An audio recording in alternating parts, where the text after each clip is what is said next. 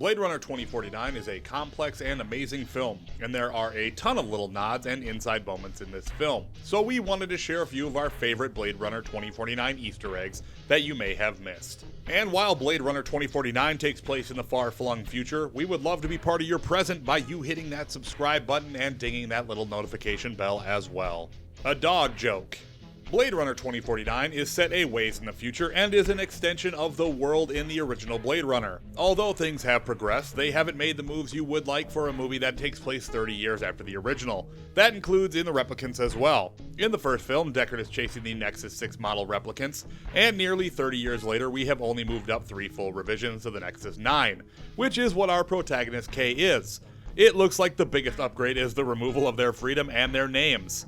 And the fact that his name is K and he is a Nexus 9 is kind of hard not to make the dog connection. No, this is just my game. His full name is KD6-3.7. So let me get this. The hero in our movie is a loyal LAPD Nexus 9 with letter designation K. Come on now. Not really the most highbrow joke or reference, but we think it is more than just a coincidence. Skin jobs. Blade Runner 2049 does a pretty solid job at showing that replicants are second-class citizens. From the sideways glances from the people of LA to the slurs used for replicants, which seem to have been a holdover all the way from 2019. Things were simpler then. That being skin job or the variation Skinner, first uttered by Police Chief Harry Bryant when he and Deckard meet at the LAPD headquarters. Come on, don't be an asshole, Deckard. I've got 4 skin jobs walking the streets. In 2049, in the first lab scene, the forensic scientist Coco calls replicants skin jobs, and on Kay's apartment, the word Skinner is spray painted on his door. A neat little world-building Easter egg showing that people are still pretty hateful towards artificial beings. Deckard's LAPD blaster. It takes a good long while for us to even get a glimpse of Harrison Ford's Deckard in Blade Runner 2049. Seriously, he shows up at the tail end of the second act almost 90 minutes into the film. When we do meet him, it is in an orange-tinted and potentially radiated ruins of Las Vegas. I know. What do you want? He gets the drop on Kay while he is messing with Deckard's piano. In the reveal, we get to see that aged and haggard Deckard bear down on Kay with a weapon drawn, and that weapon? His official LAPD 2019 blaster pistol from the original Blade Runner. Even after all this time and advancement, Deckard still prefers his original gun from his time as a Blade Runner. A Phillip K. Dick reference. In the early portion of the film, Agent K is tracking down the origins of some Nexus 7 bones and is looking for any type of lead he can get. This leads to a cameo by Edward James Olmos Blade Runner Gaff. No longer the suave and stylish Blade Runner, now Gaff is in an assisted living home. During the conversation, Gaff informs Kay as much as he can about the information that he is seeking, and at the end of their conversation, he puts down some of his trademark origami. Only this time it is a sheep, a direct reference to the Philip K. Dick novel, Do Androids Dream of Electric Sheep? A tiny bit of a twofer here. While talking to Kay, he goes back and forth between English and city speak, which he used in the first film as well.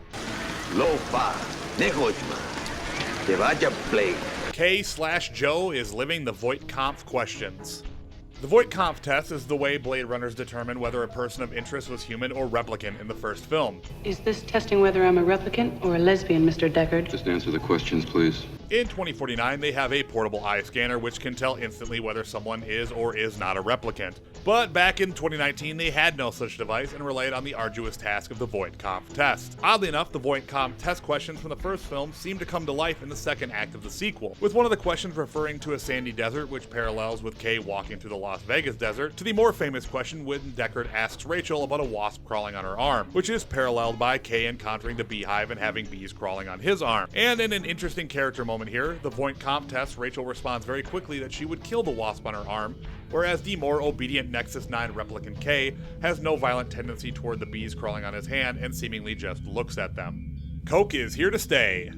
There is a metric ton of product placement in Blade Runner 2049, and while that is thematically correct with the first film, most of the adverts have changed over the years, with Atari logos becoming these huge traffic framing signs and Pan Am logos popping up in the cityscape. Only one advert has never changed, and that is the giant Coca-Cola sign, which is roughly 100 feet tall, if you look at the spinners flying by it, of course. While an awesome Easter egg, Ridley Scott, when asked about the inclusion of the Coke sign in the original film, he simply said of course Coke would be there. Even in a dystopian world, Coca-Cola is everlasting. A point which 2049 director Denis Villeneuve must have taken to heart when he included that exact same advertisement in his film, which takes place 30 years later. But not to be left out in the cold, parent company Sony made sure to include their products everywhere as to show that they would also stand the test of time. The Tyrell Pyramid. The Tyrell Company was the pinnacle of corporate excess in 2019, and nothing is more evident of that than their gigantic pyramid adorning the Los Angeles skyline. After the events of the original Blade Runner, the company continues on for a while before plummeting and going bankrupt. The Great Blackout pretty much seals their fate, and Neander Wallace swoops in and buys what is left of the company, converting the Great Tyrell Pyramid into his company's headquarters, thus keeping the Great LA Pyramid a fixture of the skyline for many years to come. She had green eyes. In the third act of the film, Deckard is apprehended by Neander Wallace and brought to the Wallace Corporation's headquarters, where Wallace attempts to get Deckard to come over to his side by showing him a recreation of his Nexus 7 love, Rachel. At first, it looks as though Deckard is weakening in his resolve at the prospect of being reunited with a version of Rachel, until he stops and tells off Wallace that Rachel had green eyes. But here's the rub. She didn't have green eyes. They were dark brown, which raises all sorts of questions about Deckard's memories, but that will have to wait for another time. 2049 opens the way Blade Runner was scripted to. The original script for Blade Runner began with a pot of soup boiling on a stove in a farmhouse kitchen. A heavyset character asks Deckard if he would like some before the man attacks Deckard without warning. Deckard kills the heavyset man without explanation. This would have been a pretty electrifying opening to the original Blade Runner, but was eventually scrapped for the Voigt Kompff opening. In 2049, though, it looks like Denis Villeneuve wanted to pay homage to that original opening by including many of the core elements, including opening on a boiling pot and having a sequence with a larger man. You police. Although in this version, it's the muscle-bound Sapper Morton played by Dave Bautista, as opposed to a heavy-set man, and instead of Deckard, it is our new protagonist, Kay. They have a short chat, and before you know it, Sapper attacks Kay out of nowhere, and leads to Sapper being retired. This is a really cool moment for die-hard Blade Runner fans to see what the original movie's opening would look like recreated and used in the sequel. The Pale Fire. After Kay has retired Sapper Morton, he returns to the LAPD headquarters where he is required to complete a post-trauma baseline test to ensure he wasn't emotionally compromised by his most recent mission, something which can lead to disastrous results for a replicant. It appears that this baseline test is standard procedure for Blade Runners in the LAPD by the number of suites that exist after Kay exits his first baseline test. The baseline procedure has the subject recite words like cell and interlinked in response to a string of prompts. It comes off sounding like gibberish, but in actuality it is poetry, taken from the book The Pale Fire by Vladimir Nabokov, which is chock full of existential musings, much like Blade Runner or the book Do Androids Dream of Electric Sheep. Several of Kay's prompts are taken directly from the passage in The Pale Fire, and blood-black nothingness began to spin a system of cells interlinked within cells, interlinked within cells, interlinked within one stem, and dreadfully distinct against the dark, a tall white fountain played. The choice to use Pale Fire must have been deliberate, as the story of the book centers around a fictitious poet and its editor, playing with the idea of what is real and what is not, and who gets to decide. Ironically, the book appears in Kay's apartment, and Kay's AI girlfriend Joy hates it.